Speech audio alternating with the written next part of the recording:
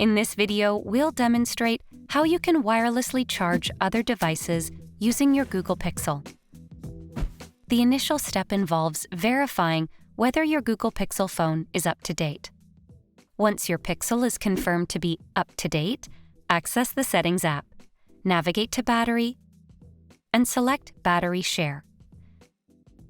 Next, activate the toggle next to Use Battery Share. Additionally, you can adjust the slider to stop sharing battery when the phone reaches a specific percentage. This will establish a battery threshold on your Pixel, causing it to cease battery sharing. Voila! You can now effortlessly place a wireless chargeable device on the back of your Pixel.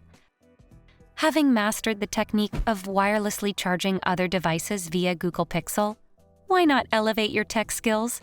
Subscribe to Guiding Tech and delve into one of our specially curated videos just for you.